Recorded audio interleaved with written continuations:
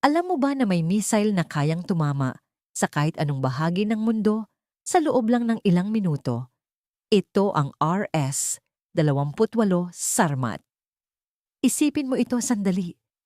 May isang missile na kapag pinakawalan mula sa isang bansa, kaya nitong tumawid ng napakalayong distansya at tamaan ng target kahit nasa kabilang bahagi pa ng mundo. Hindi ito eksena sa pelikula at hindi rin ito science fiction. Ito ay isang tunay na sandata na ginawa ng tao at tinatawag na RS-28 Sarmat. Sa mundo ng military technology, isa ito sa pinakakilalang Intercontinental Ballistic Missile o ICBM na ginawa sa modernong panahon. Dahil sa lakas at kakayahan nito, binansagan pa ito ng ilan bilang Satan II. Isang pangalan na nagpapakita kung gaano ito kinatatakutan ng ibang bansa. Ang RS-28 Sarmat ay isang uri ng missile na ginawa upang magdala ng napakalakas na warheads sa napakalayong distansya. Kapag sinabi nating Intercontinental Ballistic Missile, ang ibig sabihin nito ay kayang bumiyahe ng missile mula sa isang kontinente papunta sa ibang kontinente. Ibig sabihin, kung ito ay pinakawalan mula sa isang lugar, maaari nitong maabot ang target na libu-libong kilometro ang layo. Sa ilang ulat ng mga eksperto sa military technology, ang ganitong uri ng missile ay may kakayahang bumiyahe ng higit sa 18,000 kilometro. Kung iisipin mo, halos kalahati na yon ng circumference ng buong mundo. Kapag pinakawalan ng ganitong klase ng missile, hindi ito basta lumilipad ng diretsyo tulad ng eroplano. Ang ginagawa nito ay umaakyat muna ito pataas gamit ang napakalakas na rocket engine. Sa unang bahagi ng paglipad, ang rocket booster ang nagtutulak dito, pataas hanggang marating nito ang napakataas na altitude, halos lampas sa atmosfera ng Earth. Kapag naabot na nito ang mataas na bahagi ng kalangitan, doon magsisimula ang tinatawag na ballistic trajectory. Parang isang napakalaking bagay na inihagis sa kalangitan. Susunod ito sa kurba ng mundo habang mabilis na bumibiyahe papunta sa target. Sa bilis nito, tinatayang maaari itong lumipad ng higit sa 20,000 kilometro bawat oras. Para mas maintindihan kung gaano yon kabilis, isipin mo na lang na ang karamihan sa commercial airplanes ay lumilipad lamang ng humigit kumulang 800 hanggang 900 kilometro bawat oras.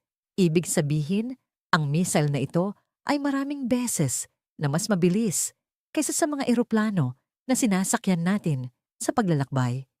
Isa sa mga dahilan kung bakit itinuturing na napakalakas ang RS-28 Sarmat ay dahil hindi lang ito nagdadala ng iisang warhead. Kaya nitong magdala ng maraming warheads sa loob ng isang missile. Sa teknolohiyang ito, ang bawat warhead ay maaaring magkaroon ng sariling target. Kapag nasa kalawakan na ang missile, maaari itong maglabas ng maraming re-entry vehicles na hiwa-hiwalay na babagsak sa iba't ibang target. Ibig sabihin, isang missile lang ang pinakawalan, ngunit maaari itong tumama sa maraming lugar. Dahil dito, napakahirap nitong pigilan kapag nasa himpapawid na. Kahit ang mga modernong missile defense system ay nahihirapang harangin ang ganitong klase ng sandata, lalo na kung maraming warheads ang sabay-sabay na paparating. Bukod pa rito, may mga bagong teknolohiya na ginagamit sa ilang modernong missile kung saan ang mga warhead ay maaaring magbago ng direksyon habang bumababa. Ito ang dahilan kung bakit sinasabi ng ilang eksperto na mas nagiging komplikado ang depensa laban sa ganitong uri ng armas. Ngunit bakit nga ba gumagawa ng ganitong kalalakas na missile ang mga bansa? Ang sagot dito ay may kinalaman sa konsepto ng deterrence. Sa larangan ng military strategy, ang deterrence ay nangangahulugang pagkakaroon ng napakalakas na kakayahan sa depensa o pag-atake upang pigilan ng ibang bansa na umatake. Para itong mensahe na nagsasabing kung may magtatangkang umatake, may kakayahan din silang gumanti. Sa ganitong paraan, umaasa ang ilang bansa na ang pagkakaroon ng malalakas na armas ay makakatulong upang maiwasan ang direktang digmaan. Sa loob ng maraming dekada, ang mga malalaking bansa sa mundo ay nag-develop ng iba't ibang uri ng long-range missiles. Ang ilan ay inilulunsad mula sa lupa. Ang iba naman ay mula sa mga submarines sa ilalim ng dagat.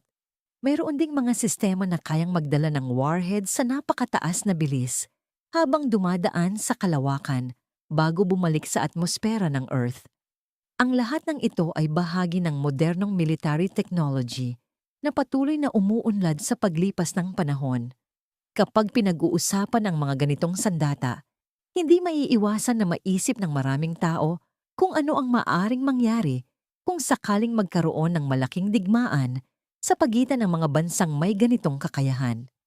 Dahil sa lakas ng mga modernong armas, maraming eksperto ang nagsasabi na mahalaga ang diplomasya at komunikasyon sa pagitan ng mga bansa upang maiwasan ang malalaking alitan.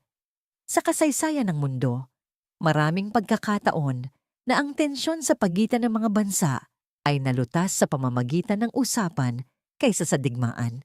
Sa huli, ang RS-28 Sarmat ay isang halimbawa kung gaano kalayo na ang narating ng teknolohiya sa larangan ng missile systems.